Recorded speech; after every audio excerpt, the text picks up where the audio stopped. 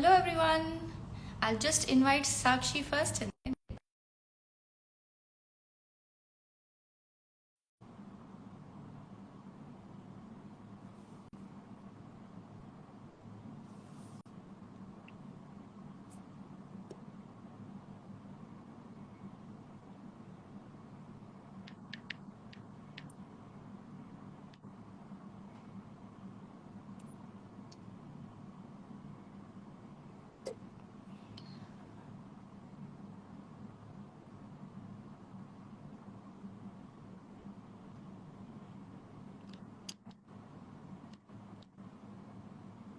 Hi Saakshi, if you are online, I'm trying to invite you to the session. If you can just check the invite.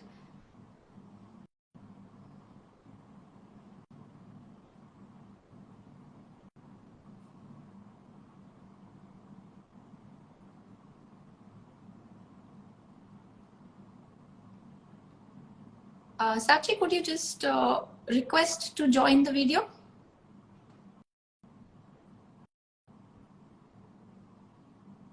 Okay, got it.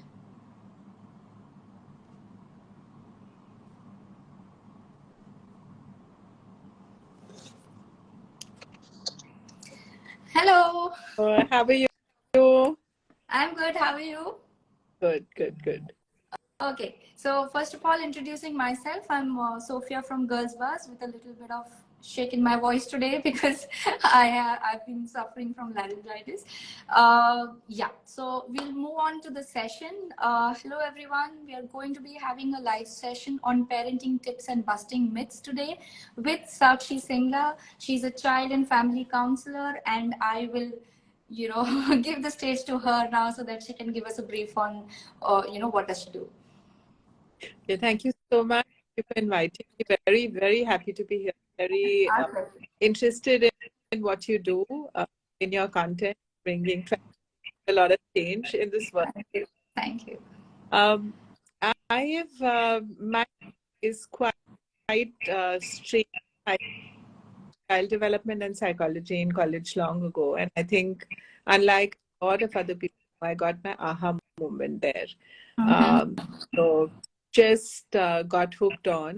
Been working for almost 20 years in the field. I do lots of things around it, but the idea is always to bring a little bit of a change in this world, in our country.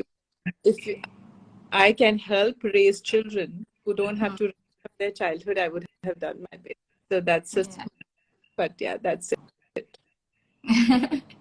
Really nice, really nice. I mean, I like the aha moment that you spoke about because for me it was the exact opposite. I'm a psychology graduate myself, and I was like, if I see children crying, then I'm going to sit and cry with them myself. So this is no for me, but good to hear.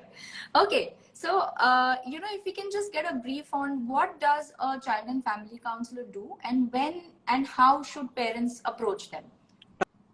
Okay. Yeah. Child and family counselor again has a background, which is counseling psychology. I'm also a developmental.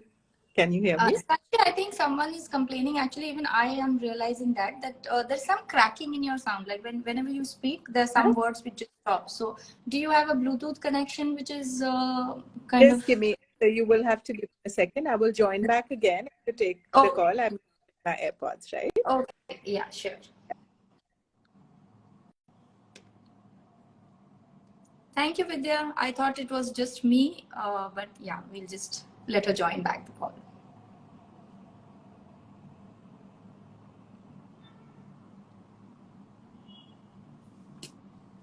Okay, so in the meanwhile, all of you who may have any questions for Saakshi, then please make sure that you put them in the questions section. There's a question mark at the bottom, small tiny thing on the bottom right. Put your questions there so that we can read them out at the end of the session.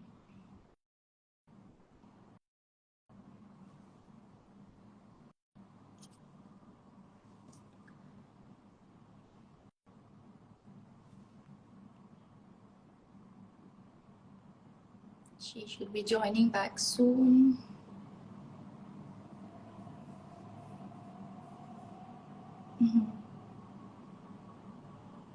You texted who personally, Vindhya?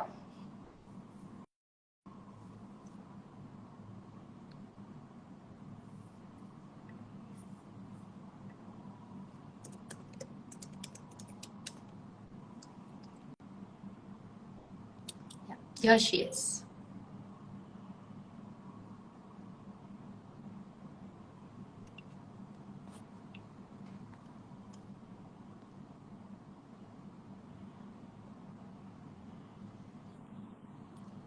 Yeah. Yeah. Yes, yes, Can you yes, hear me yes. clearly now? Much better, Is much this better. better? Yeah? Okay. Okay, Okay. done. Okay. Go on, Saakshi. Okay. So what a child and family counselor does, like I said, is similar to what any counseling psychologist would be doing, where basically the problems that we face or our children face actually come from either generational patterns or family issues or generally conflicts between parent or child or in the family somewhere. So what they do is they teach how people can communicate better through the conflicts, how to resolve the conflicts, unburden baggages which have been there for very long, because a lot of our problems that we face with our children also come from triggers from our own unresolved issues. So the counselors are there Right. to be a safe place Mhm. where the people can come, find a place where they could, unburden all that is troubling them in their lives. So that help seeking, once it's done, there are a lot of changes that we see in who we become as a parent as well. Because if we are better human beings, if we've learned how to handle our own conflicts, if our relationships are good, we will automatically come to the parenting as better people and better parents. So that's what they normally do. And people can, when somebody is facing a problem, they can very often look at the kind of things, for example, I put in the content or other people put in the content, to realize that, oh my God, that's a problem that Yeah, a lot of other people are facing. right. So let's go take help. And they buzz, they can book Uh-huh. on the websites. But the first and the foremost step is to accept Of course, that yeah. there is a help required. And once that's done, a lot Yeah, of I'm people are sure, there I'm to sure. give the help. Sakshi, would you take a moment to, let people know your Instagram handle so that they can get in touch with you over there? Sure, sure. The name of my Instagram handle is Right. Saakshi Singla Parenting. Why parenting and why not counseling? Because I feel that everybody finds a reason through their parenting journey where they feel that, oh my God, either my relationship is not working. Because when they see these Yeah. differences coming in their own children, or where they feel that the problems are actually now trickling down to children, they are they're Yeah. more interested in taking help. So, which is why it's called Saakshi Singla Parenting. I have Yeah. a new website which is coming as well, but my website right now is Okay. Awesome Power of Love, which I think Really all nice. relationships need. So if So you yeah, go on to her yeah, handle, then you will see the links to how you can book a consultation with her, and you will see the links over there. Okay, so moving on. Now, of course, we all know that the journey to become a parent is indeed very exciting, but it comes with its own challenges. So, typically, what kind of issues which are most commonly coming across when during your tenure as a parenting coach? What are those common issues that you've come across? um, a lot of them, when they're younger children, they come from people feeling that there are loads of tantrums that they don't know how to handle. When the kids grow up a little bit more, there are all kinds of issues that they feel, that they talk about bad behavior, they Yeah. talk about children not studying, problems that they faced in COVID. And during the teenage years or tween years, there are lots of other things that I see normally, where the children are speaking back, or generally they are not motivated enough, and where the parent-child relationship has become more and more conflicted. So a lot of those parents come because they don't know what to do, and suddenly, that really cuddly little child has become Yeah. somebody else, and is rolling his or her eyes, or Yeah. shutting the doors. So a lot of those kind of queries come in. But most of them, I realize, also come from the fact that parenting and child development Yeah. is not something that we Yeah. learn ever, and we are just expected to be the best True, parents that true. we can be, without Yeah. really going in for any training. Yeah. So any other job we take, we first we study, then we go through the training. But so a lot of people do get stuck in those places. And I must say here that there is such a lot of help seeking that I see today Yeah, that yeah, I didn't that's see when good. I Yeah. started my career. Yes. So they can quickly, find how to be a better, calmer parent, where they don't um, leave the generational curses to be taken forward by Yeah, the which is children, great. which is fantastic, and Yeah, which I makes mean, me we've really, all really worked hard to encouraged. create that awareness, right? So now we are seeing that that kind of awareness is actually existing, and people are approaching, for help. Excellent. Okay, so as we said, today's session is going to be about myths and tips. So we're going to start busting some myths right now. Of course, you are the expert, and you will tell us whether this is really a myth or no. So the first one that we are going to talk about is gentle parenting. So as we see people saying today that gentle parenting is the best method of parenting. So what do you have to say about that? Okay, that's a tough one that you've started with. That gentle parenting is not really a myth, but Okay. it is misunderstood. So when we talk about gentle parenting, we a lot of parents think that it is submissive parenting. So now they Yeah. cannot yell at the Correct. children, they cannot, Yeah. they can't beat them or do anything like that, which is actually a no-no. But gentle parenting or calm parenting actually means parenting with boundaries, and parenting with actually keeping your own self in the picture as well. So gentle parenting doesn't mean sacrificial parenting. Gentle and calm parenting doesn't mean that, we listen to whatever our children are saying. Uh, so it's not a myth, but yes, it's a myth Yeah. because it is misunderstood. So basically, parenting with boundaries, parenting as an adult, parenting as in a way that, like I said, our children don't have to recover from it later as adults, is what good parenting is all about. Call it gentle, call it calm, but that's what it Okay, is. so when you talk Yeah. about recovery, it actually brings me on to my next myth, which is, many parents, they say that sibling rivalry will resolve by itself. We don't need to do anything about it. So, what do you have to say about it? Okay, again, yes and no, because normal little bit sibling rivalry is also an important part of growing up, because for the first time in your lives, you will learn how to share, how to, have boundaries, how to stand up for yourself. But some of it can, if it is not looked into by the parent, can become a problem. But the issue is that a lot of deep sibling rivalry starts from parents. Yes. Us comparing our children, us having one blue-eyed boy or one blue-eyed girl, trying to make sure, or telling our children very The often that why can't you be like your yes. brother or your Yeah. sister? You're less trouble, and you're more trouble. So a lot of sibling rivalry can actually resolve on its own if it's in that zone of friendship, standing up for ourselves, talking and having a place where we can disagree with the sibling, because we need to learn that as adults, right? Because if we don't do that, then we are going to be taken for granted by the world around.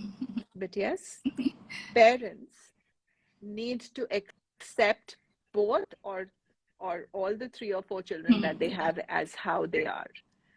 And hence, sometimes making sure that we are not the ones who are making it difficult for our Agreed. Yeah, children is a bigger definitely. lesson to learn, I feel. Yeah. Okay.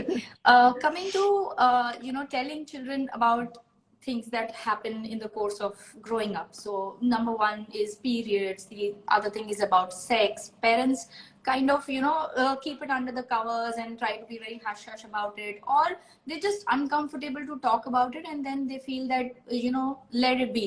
They'll learn on their own. So is that okay, or should they take that opportunity Okay. to let them know about it? Okay. Uh, Actually, according to me, we should start talking about it Whoa. when they are 2.5 or 3 years old. Something again which is Yeah. very difficult for parents to take, but I have this parenting guide that I've done about birds and bees talk and how to talk to our children in an age appropriate way. I'll tell you why, because by the time our kids grow up, they already have sources Exactly. to get to know a lot on their own. Now, how good Yeah. or bad those sources are is a problem. But we are not going to keep our children safe if we don't teach them consent, if we don't teach them body boundaries, if we don't tell them what is right or wrong, how can people, make you Yeah. uncomfortable or not Yeah. uncomfortable. Then we are also keeping them not safe, and that is something that we don't understand. So we shy away from this talk all the time. Uh, but I very often say, why do we have to call it sex education? Why does it have to be the ultimate that needs to be spoken to the kids? Uh, we just need to be age appropriate. We need to tell them, consent. So simple things like when children are young, I tell parents, ask them when you're cleaning them up. Ask them when you're giving them a bath. You do not Yeah. own your child's body.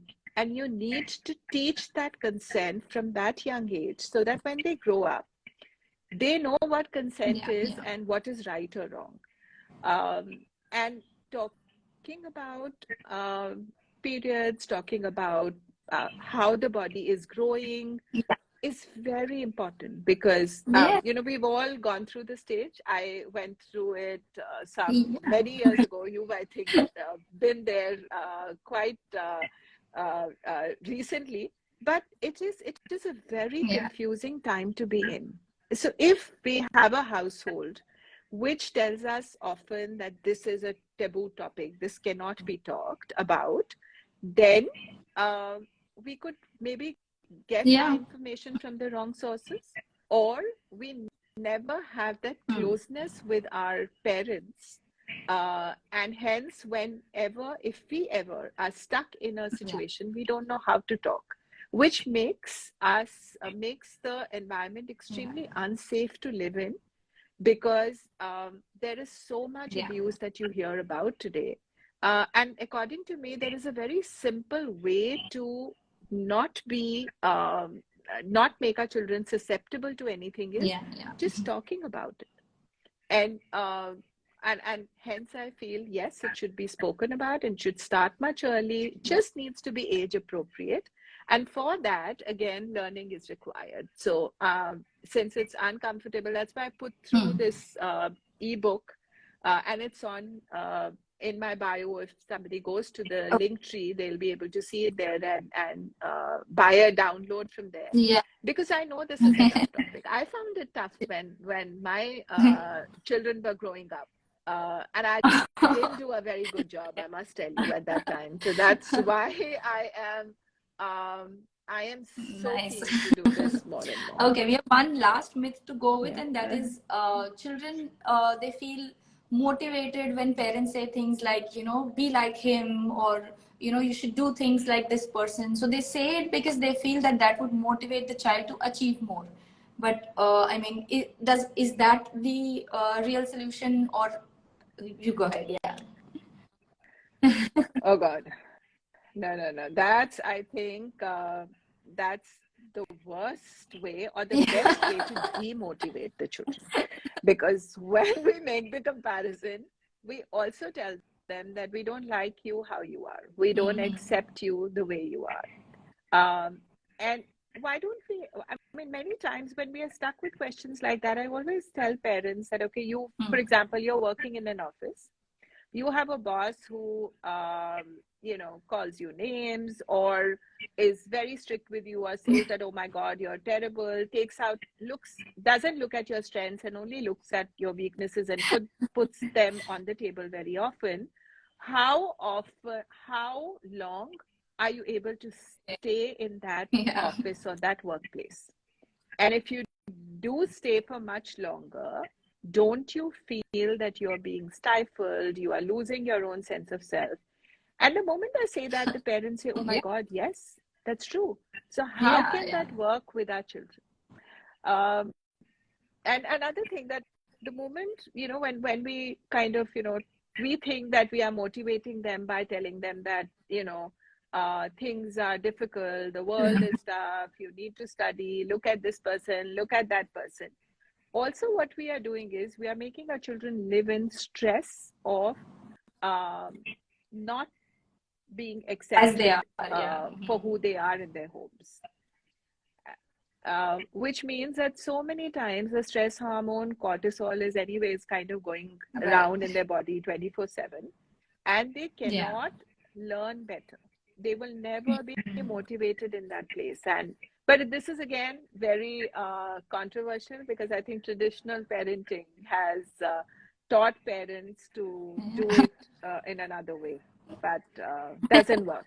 I can tell you, never works. I think you can tell that as well, right? A lot of young people here will agree with me. It's just that I think it's just a matter of habit, that they want, the child to see the child in a particular way, and they feel that the best way to tell them what is the right thing to do is by giving them an example.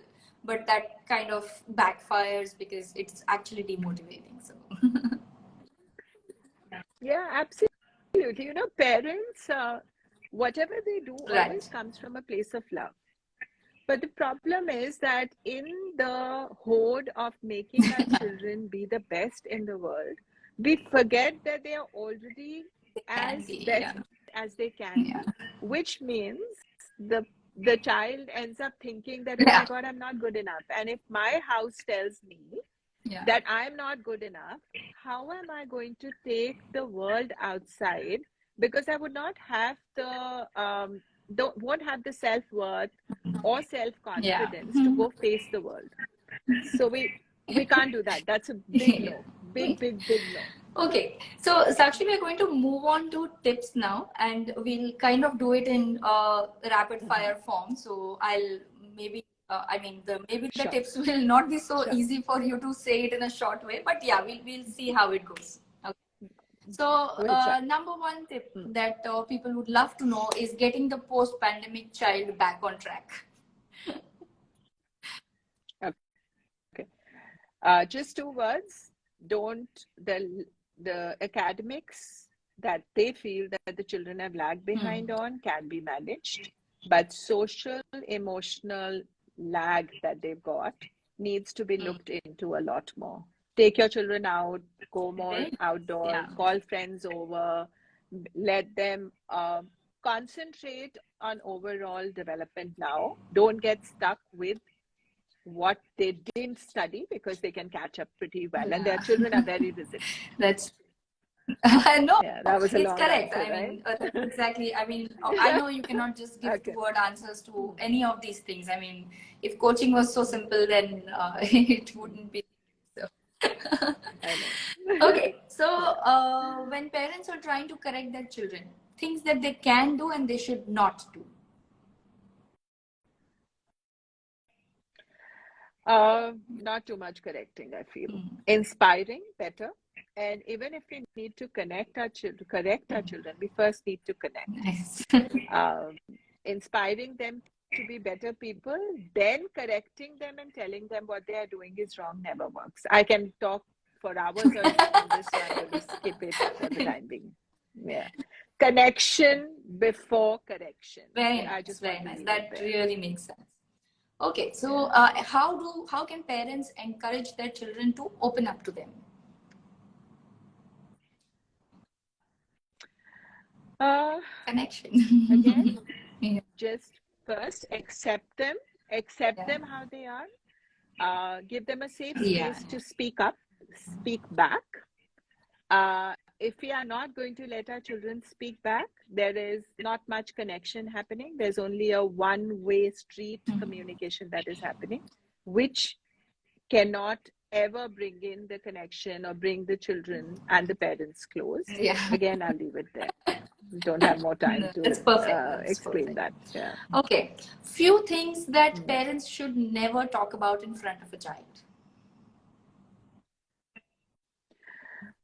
Uh, Not talk about the spouses Okay. in a derogatory way. Mm-hmm. Not talk about teachers in a derogatory way. Um, don't gossip about relatives and other people in front of children. Um, Make sure that to make the other child feel better or worse, speak about them in a derogatory way. So basically, what we cannot do in front of the children is making them feel that they are the therapist for us who we could gossip with, which a lot of parents do because a lot of their frustration comes out to the children. There are lots of other things, but I think these are the Lovely, real big lovely. I mean, ones which I wanted to this put is out something there. that is really Yeah. very different. That parents consider children as people that they can speak to, and then they say there are things that would actually harm their development. So yeah, it's nice. It will, because the children are not yet emotionally and Yeah. rationally developed to their fullest. So, if we cannot handle our own emotions and our frustrations, we cannot put our burden on our children because they have a whole life to live. Um, Very nice. Most important. Okay, so parents Yeah. often complain about Yeah. the fact that we don't understand these teenagers. So, what can help them to understand them, reduce the gap that they have?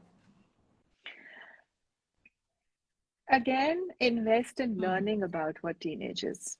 Uh, we don't know, we never learn about child development. We don't know what is happening in our child's mind. We are talking about the physical Hmm. changes that come in, but we don't talk about what's happening to their mind. It takes 25 years for uh, a child to become an adult and have their rational thought 25, huh? completely developed. Uh, it's not 18. So we think that they become adults at 18, their bodies become adults, but to actually get their prefrontal cortex, which is their rational thought brain, to develop My God. completely, it takes 25 years. So, what do we do? Do we know this? Do we understand the changes that are happening? If we can do this learning, and I do courses and I also do counseling for teenage Okay. parenting because it's very, I'm very sure. different from what we did Yeah, yeah, before I'm when sure, our I'm children sure. were young. And imagine, like, they are allowed to marry when take a decision to marry someone when they are 18 and they're fully not developed also now. So that's really surprising. It's we do, and we like I said, we've Yeah. never been trained for parenting. We don't understand this science, and that's why we are at a loss when our Yeah. children are becoming their own people. Because what is teenage? Teenage is a time when they are going to Yeah. find their own selves, detach themselves from their Hmm. parents, and become their own beings. And what is the big role of parenting is to make our children Hmm. independent of us when they grow up.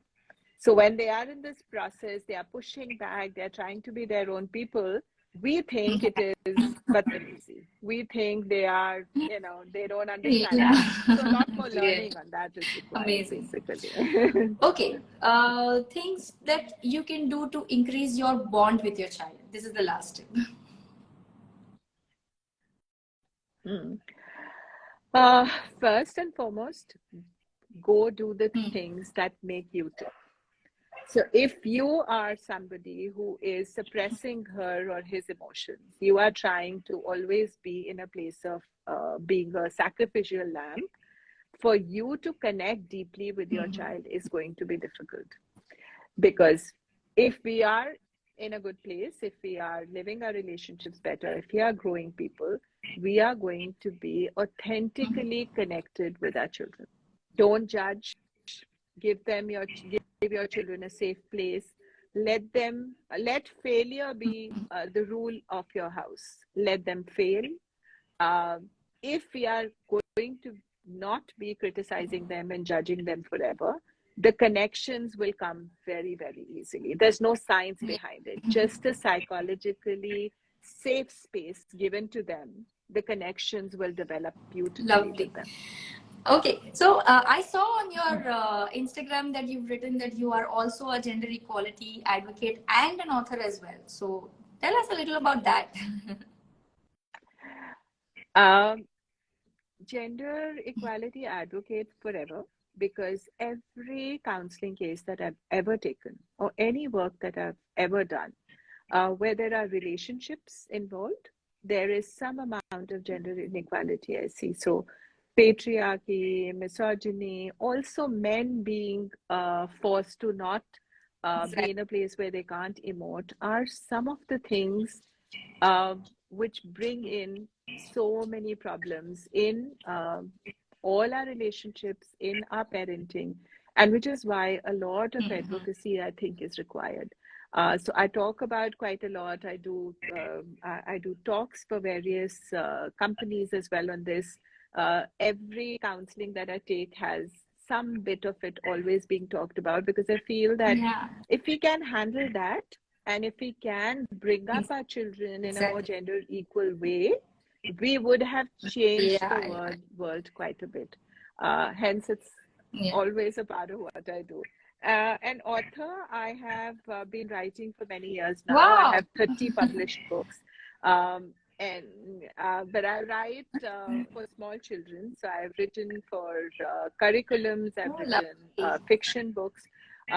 My recent book is with two another amazing women who, so I have a co-author who is, I probably will talk about that book another time, but it's a book on disability, which is again written for bringing inclusivity in homes of our parents as well. Because our children never, none of the libraries at home have books on disability or inclusion, and hence we don't know what to do with a person with disability when we have one in front of us. And I thought that's a good place to write about. We are doing an entire series. So Hasita and Foddy Moms are two people who have collaborated for this book. For sure, for sure. We can literally have another session talking about that sometime. Okay, great. I think we just have a couple of questions in the question section. Okay, so people want to know if is it correct to be more protective towards daughters? What a beautiful question. What a beautiful question. Yes, but why only daughters? Exactly. Why not sons? When we talk about gender equality, we are always talking about boys and our brothers protecting the sisters, where very naturally we put the girls and the sisters and the women on a level lower than the men. So I am not, I feel that if the protection is required, all children need it. But yes, this world is not so beautiful yet. Again, why? Because we've not been parenting in a gender equal way till date. And hence, let's go and protect all our children, because they need the love. And let's not put it in our daughters or our girls' mind that they cannot be full functioning, taking care of themselves kind of people. Okay. The other two questions she has asked, I think we've answered them already, but there's one last question, which is how to control anger in front of kids by Kids Kita. Okay, again, a very, very big one. What do we do with our own anger? We take it out on our kids. We yell, we scream. Why? Because we Yeah. ourselves don't know how to coach ourselves. Uh, so what do? We use tricks like uh, finding a way to take out our frustrations before we come to our children. We can go scream in the loos before we come to our children. We can maybe do the hard conversations with the person who we are really angry with, because we are going to then Yeah. not take it out on our children. Um, but basically, if we can remember that our children need our calm, and even if our children are the ones who are pulling our buttons, Yeah. or triggering us, they are triggering us, or they are misbehaving because they are in a place of emotional dysregulation. So if their dysregulation needs our dysregulation, then how can we expect any good behavior to happen? So, doing a lot of your own work, making sure that, you know how to coach your emotions. That's another thing that I do quite a lot. I do emotion coaching courses for parents. I teach them how to coach their children, because it's all about, all our relationships and who we are depends upon how Yeah. regulated our nervous system is. When our nervous system is not regulated, we are not the best people on this earth. And if adults' nervous system is not regulated, how can we expect young children who are Correct. still not fully developed to be able to handle their emotions? So, and one last thing, don't suppress your emotions. If you're going to suppress your emotions, after a couple of days or a couple of hours, it will all come out as like how a volcano erupts, Yeah, of because course. it cannot Yeah, yeah. take so much pressure We do inside. know, like if we suppress it, then there So is one don't burst that suppress. happens, and then everything goes for a toss. So yeah, definitely. So if we get self-aware, we will be able to first take it out in a Yeah. right place before we meet our children, because they don't have the skills to regulate themselves.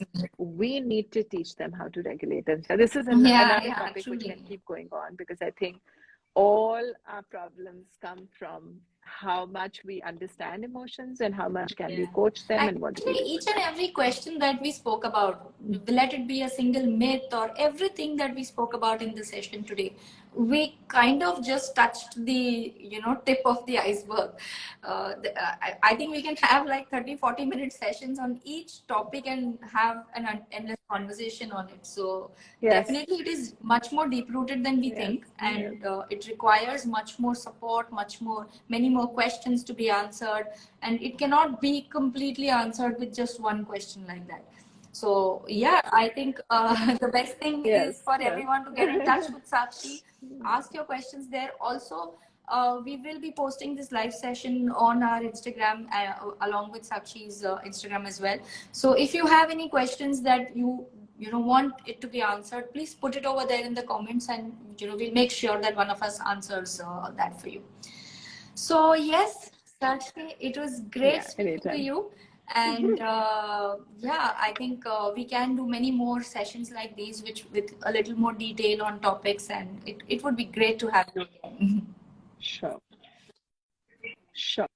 Really looking forward to Yeah. meeting a lot of people, spreading the idea of finding our calm in our own selves to be better Thank parents. you. And thank you so much. Thank you for inviting me. Thanks for doing Thank this, you and so much. love Thank you what you so do. much, Sakshi. Bye bye. Yeah. Bye Take care. bye. Thank you. Bye.